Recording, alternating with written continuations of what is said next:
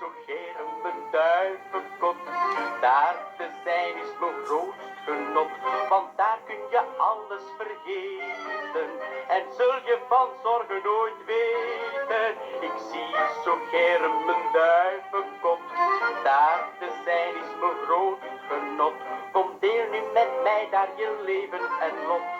Hoog op mijn duivenkot. Ik ben Emiel de Beulen, Miel.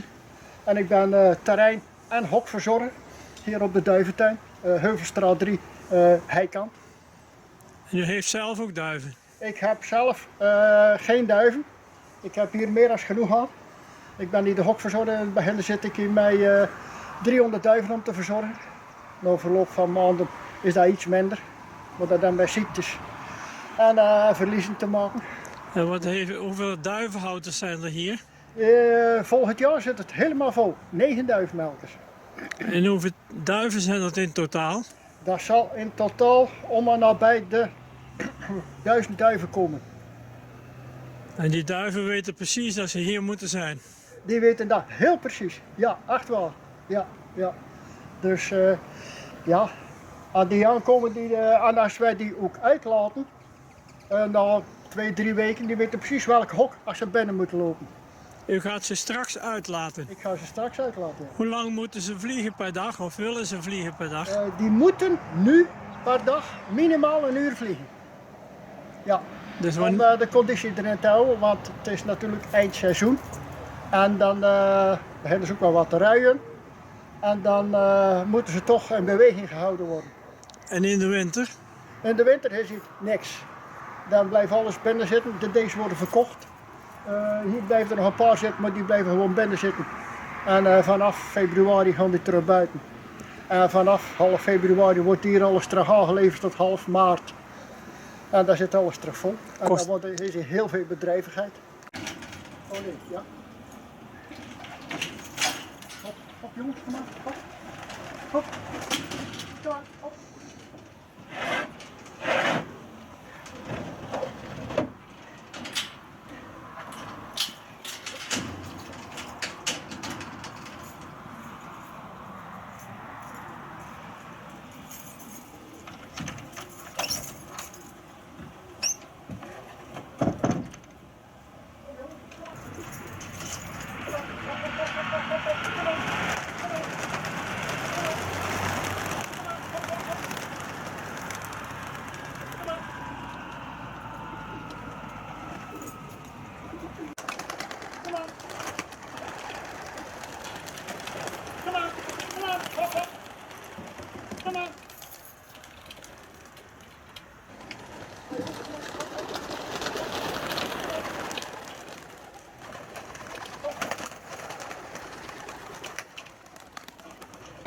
In de winter is dit dus allemaal leeg. Helemaal leeg. Waar zijn dan de duiven naartoe? Deze duiven worden allemaal of verkocht of gaan terug naar de vorige eigenaar. Als ze terug willen nemen. En zijn dat allemaal eigenaren uit de buurt? Dat zijn geen eigenaren uit de buurt. Er zijn nogal wat eigenaren uit de buurt. Maar er zitten nogal wat Belgen bij. En op het ogenblik de kanten van Rotterdam brengen ze duiven. Je mag duiven brengen, 3 stuks per liefhebber. En dat kost je dan €100. En in half juni gaan we terugkijken hoeveel er nog zitten van de 3. En dan als er 3 zitten moet je €200 bijbetalen. En dan beginnen de vluchten. En op die vluchten kun je dan een geldbedrag winnen. En aanstaande zaterdag is de laatste wedvlucht. Aanstaande zaterdag is niet de laatste wedvlucht. We hebben nog 2 zaterdagen. Waar gaan ze zaterdag naartoe? Nu zaterdag gaan ze naar Guyenne, Frankrijk. Dat is iets meer dan 400 kilometer. En volgende week zaterdag, als het goed is, naar Melun. Dat is ongeveer 300 kilometer.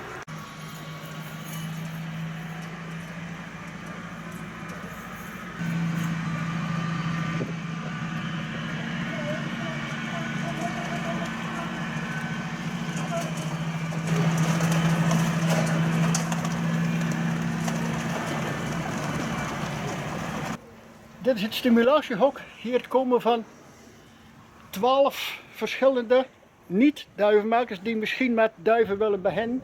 Die kunnen hier 5 duiven per liefhebber stallen. En die worden ook verzorgd door mij. Die mensen die kunnen dan iedere zaterdag komen kijken. In principe zijn ze verplicht van 2 zaterdag te komen kijken. En dat gebeurt ook. In de hoop dat ze duivenmelker En worden. ik hoop dat er duivenmakers overblijven.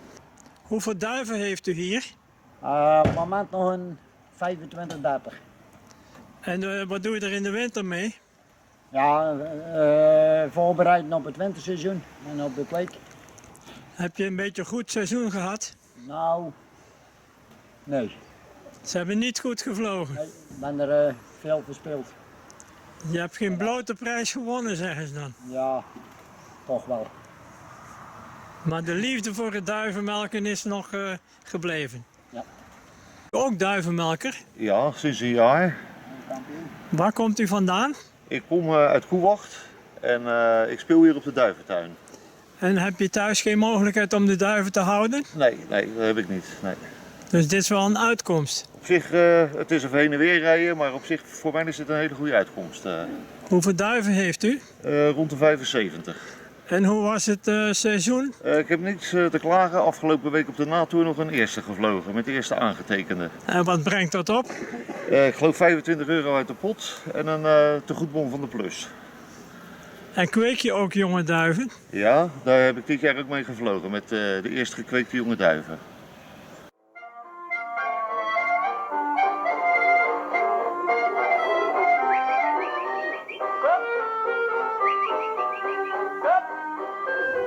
Wat is dat? Dit is een chippering. En die doen we om net voordat we met de vluchten beginnen.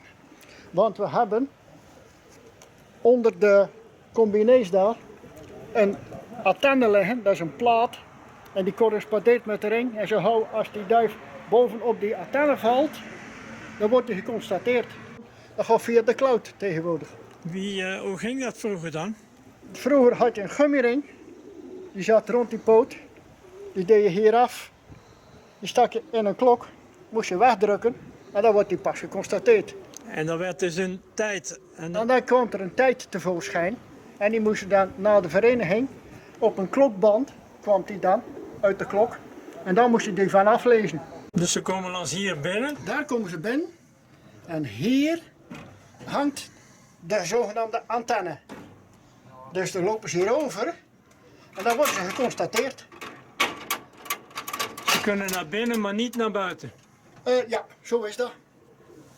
Dat is het verzamelkastje. En vanaf hier wordt het doorgestuurd naar de cloud. En dan kunnen ze met de computer in de vereniging het terug opvragen. En dan zo wordt de uitslag gemaakt.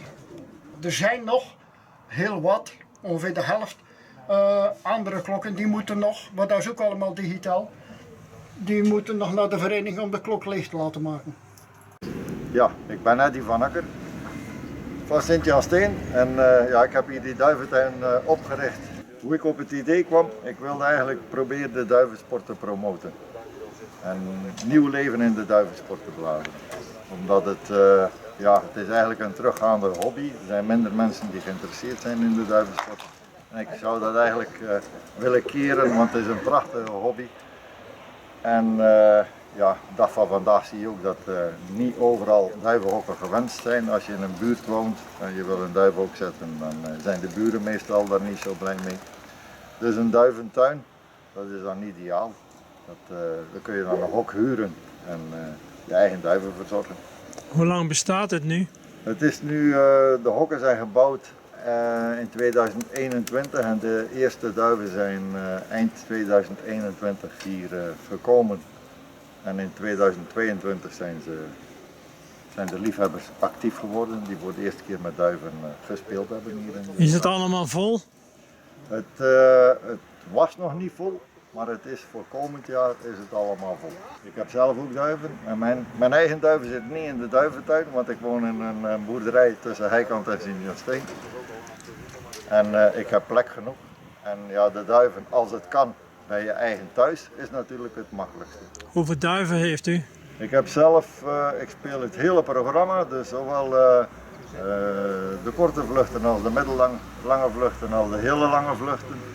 En ik heb bij elkaar, dat varieert van zeg maar tussen de 100 en de 200 duiven. En wat zijn de lange vluchten? De lange vluchten, dat zijn de vluchten naar het zuiden van Frankrijk, dus dat is 800-900 kilometer afstand. Zelfs Barcelona.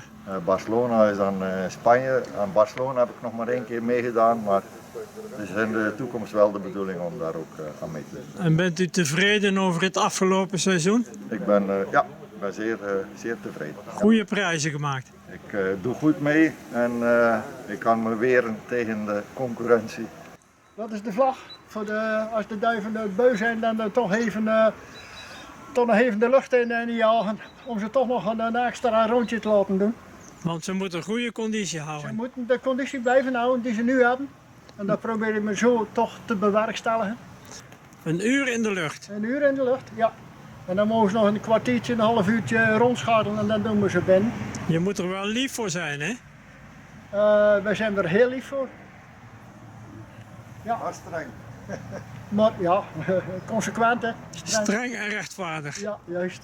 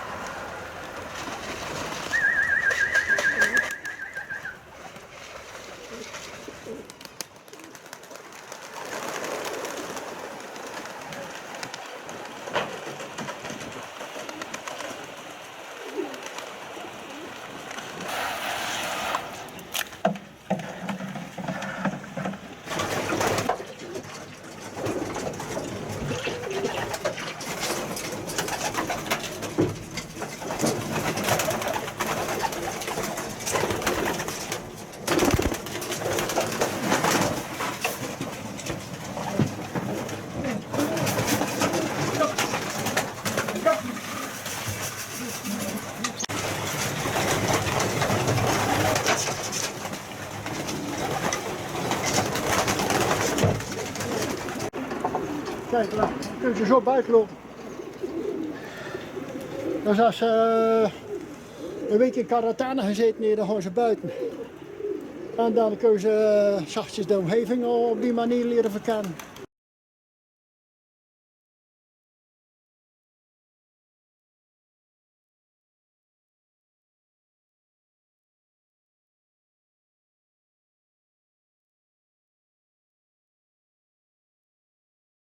Die aan erop staan is van de... Van het dagsysteem? Ja, er stond er meer erop, hè, wat vanuit en stond er ook op. Ja, ja. Ja, zo ook dan, Ja, Johnny ook, hè. die zat erop, hè. Ja, de twee. Ja, dan door. Niet denk ik. Nou, die zat er niet op, hè.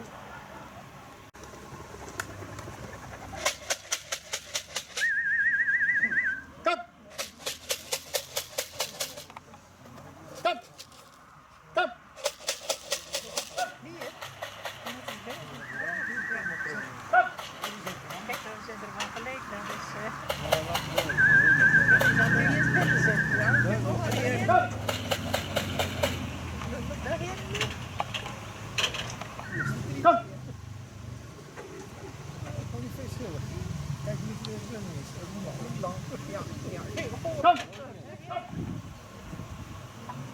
Dat is de grens, die had